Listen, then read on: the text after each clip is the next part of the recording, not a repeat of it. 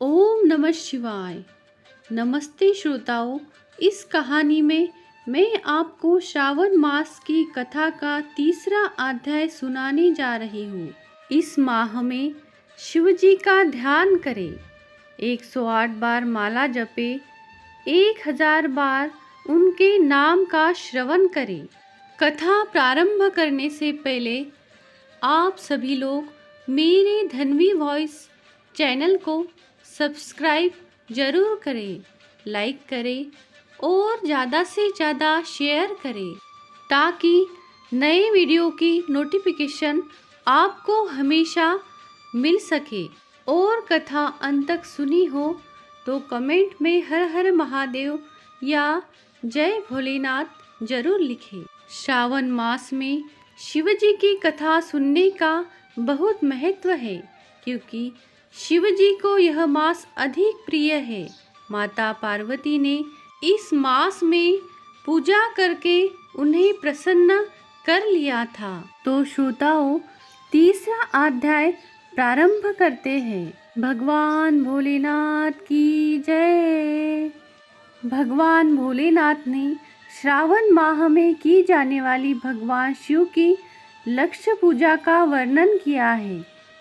सनत कुमार बोले, हे भगवान, आपने श्रावण मासों का संक्षिप्त वर्णन किया है।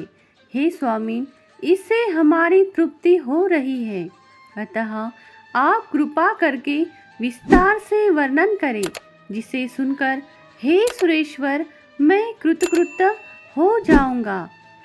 तो भगवान शिव बोले, हे योगीश, जो बुद्धिमान नक्तव्रत के द्वारा श्रावण मास को व्यतीत करता है वह 12 महीने में नक्तव्रत करने का फल का भागी भी होता है।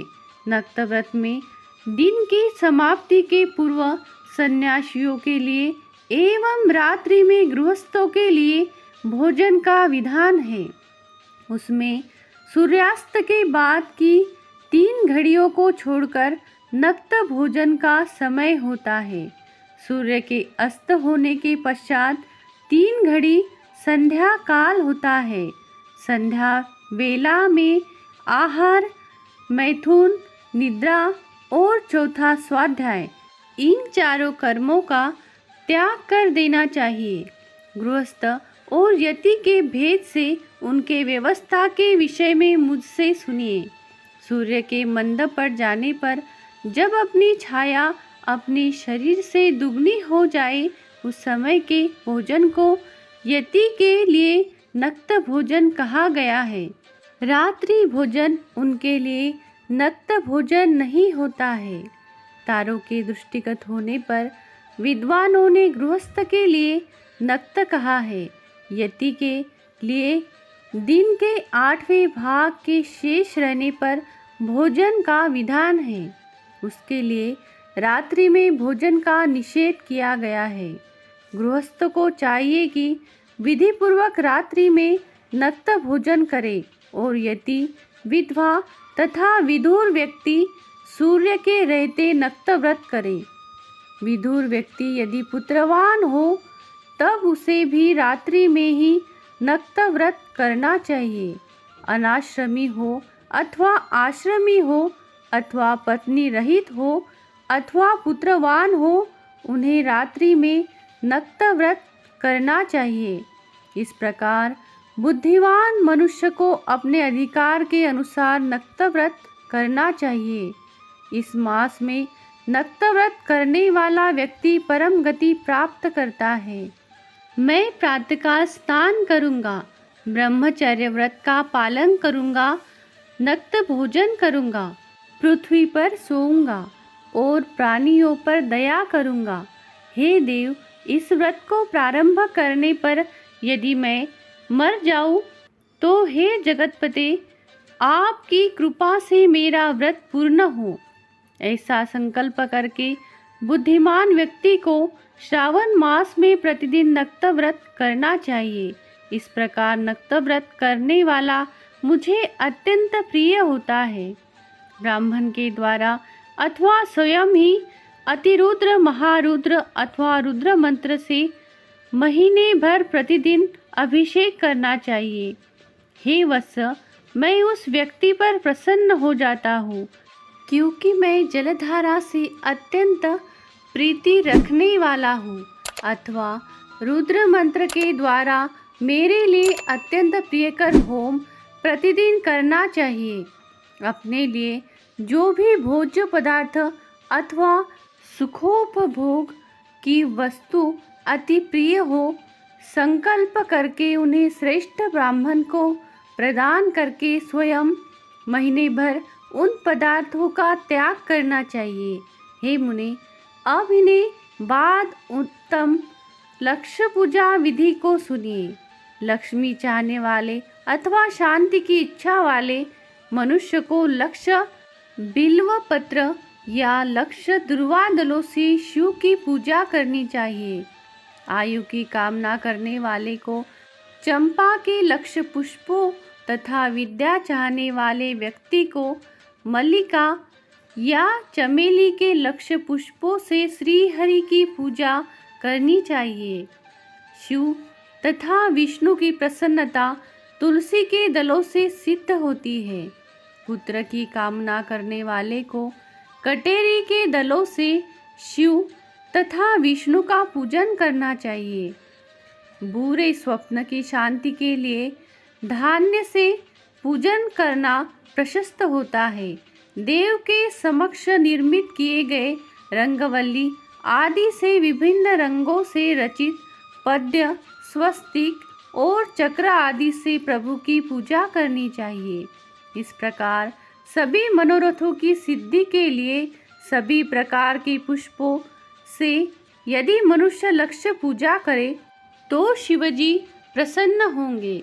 तत्पश्चात उद्यापन करना चाहिए, मंडप निर्माण करना चाहिए और मंडप के त्रिभाग परिमाण में वेदिका बनानी चाहिए। तदनंतर पुण्याहवाचन करके आचार्य का वरण करना चाहिए और उस मंडप में प्रविष्ट होकर गीत तथा वाद्यों के शब्दों और तीव्र वेद ध्वनि से रात्रि में जागरण करना चाहिए। वेदिका के ऊपर उत्तम लिंग तो भद्र बनाना चाहिए और उसके बीच में चावलों से सुंदर कैलाश का निर्माण करना चाहिए। उसके ऊपर तांबे का अत्यंत चमकीला तथा पंचपल्लव युक्त कलश स्थापित करना चाहिए और उसे रेशमी वस्त्र से वेष्टित कर देना चाहिए। उसके ऊपर पार्वती पति शिव की सुवर्णमय प्रतिमा स्थापित करनी चाहिए। तत्पश्चात पंचामृत पूर्वक धूप दीप तथा नैवेद्य से उस प्रतिमा की पूजा करनी चाहिए और गीत वाद्य नृत्य तथा वेद शास्त्र तथा पुराणों के पाठ के द्वारा रात्रि में जागरण करना चाहिए। इसके बाद प्रातःकाल भली भांति स्नान कर के पवित्र हो जाना चाहिए और अपनी शाखा में निर्दिष्ट विधान के अनुसार वेदिका निर्माण करना चाहिए। तत्पश्चात मूल मंत्र से या गायत्री मंत्र से या शिव के सहस्त्र नामों के द्वारा तिल तथा घृत मिश्रित खीर से होम कराना चाहिए अथवा जिस मंत्र से पूजा की गई है उसी से होम करके पूर्णाहुति डालनी चाहिए। इसके बाद वस्त्र अलंकार तथा भूषणों से भली भांति आचार्य का पूजन करना चाहिए। तत्पश्चात अन्य ब्राह्मणों का पूजन करना चाहिए और उन्हें दक्षिणा देनी चाहिए। जिस जिस वस्तुओं से उमापति शिव की लक्ष्य पूजा की हो उसका दान करना चाहिए। स्वर्ण मणि मूर्ति बनाकर शिव की पूजा करनी चाहिए। यदि दीप कर्म किया हो तो उस दीपक का दान करना चाहिए। चांदी का दीपक और स्वर्ण की वर्तिका अर्थात बत्ती बनाकर उसे गोघृत से भरकर सभी कामनाओं और अर्थ सिद्धि के लिए उसका दान करना चाहिए। इसके बाद प्रभु से क्षमा प्रार्थना करनी चाहिए और अंत में 100 ब्राह्मणों को भोजन कराना चाहिए। हे मुने, जो व्यक्ति इस प्रकार पूजा करता है मैं उस पर प्रसन्न होता हूँ। उसमें भी जो श्रावण मास में पूजा करता है उसका अनंत फल मिलता है। यदि अपने लिए अत्यंत कोई प्रिय वस्तु मुझे अर्पण करने के विचार से इस मास में कोई त्यागता है तो अब उसका फल सुनिए। इस लोक में तथा परलोक में उसकी प्राप्ति लाख गुना अधिक होती है। सकाम करने से अभिलषित सिद्धि होती है और निष्काम करने से परम गति मिलती है। इस मास में रुद्राभिषेक करने वाला मनुष्य उसके पाठ की अक्षर संख्या से एक एक अक्षर के लिए करोड़ करोड़ वर्षों तक रुद्रलोक में प्रतिष्ठा प्राप्त करता है। पंचामृत का अभिषेक करने से मनुष्य अमरत्व प्राप्त करता है। इस मास में जो मनुष्य भूमि पर शयन करता है उसका फल भी मुझसे सुनिए। हे द्विजश्रेष्ठ, वह मनुष्य 9 प्रकार के रत्नों से जड़ी हुई सुंदर वस्त्र से आच्छादित बिछे हुए कोमल गद्दे से सुशोभित, देश तकियों से युक्त, रम्य स्त्रियों से विभूषित, रत्न निर्मित, दीपों से मंडित तथा अत्यंत मृदु और गरुड़ाकार प्रवाल मणि निर्मित अथवा हाथी दांत की बनी हुई अथवा चंदन की बनी हुई उत्तम तथा उत्तम शुभ शैया प्राप्त करता है। इस मास में ब्रह्मचर्य का पालन करने से वीर्य की दृढ़ पुष्टि होती है। ओज, बल, शरीर की दृढ़ता और जो भी धर्म के विषय में उपकारक होते हैं वह सब उसे प्राप्त हो जाता है। निष्काम ब्रह्मचर्य व्रती को साक्षात ब्रह्म प्राप्ति होती है और सकाम को स्वर्ग तथा सुंदर देवगणाओं की प्राप्ति होती है। इस मास में दिन रात अथवा केवल दिन में अथवा भोजन के समय मौन व्रत धारण करने वाला भी महान वक्ता हो जाता है। व्रत के अंत में घंटा और पुस्तक का दान करना चाहिए। मौन व्रत के महात्म्य से मनुष्य सभी शास्त्रों में कुशल तथा वेद वेदांग में पारंगत हो जाता है तथा बुद्धि में बृहस्पति के समान हो जाता है। मौन धारण करने वाले का किसी से कलह नहीं होता, अतः मौन व्रत अत्यंत उत्कृष्ट है। इस प्रकार श्री कंद पुराण के अंतर्गत ईश्वर सानत कुमार संवाद के श्रवण, मास महात्म्य में नक्त व्रत लक्ष्य पूजा, भूमि शयन मौनादि व्रत कथन नामक तीसरा अध्याय पूर्ण हुआ। भगवान भोलेनाथ की जय। हर हर महादेव। तो श्रोताओं, भगवान भोलेनाथ का अगला अध्याय सुनने के लिए चैनल को सब्सक्राइब जरूर करें और ज़्यादा से ज़्यादा शेयर करें, बेल आइकन वाला बटन दबाएं ताकि नई कहानियों की नोटिफिकेशन आपको हमेशा मिलती रहे। कहानी अंत तक सुनी हो तो कमेंट में हर हर महादेव जरूर लिखना।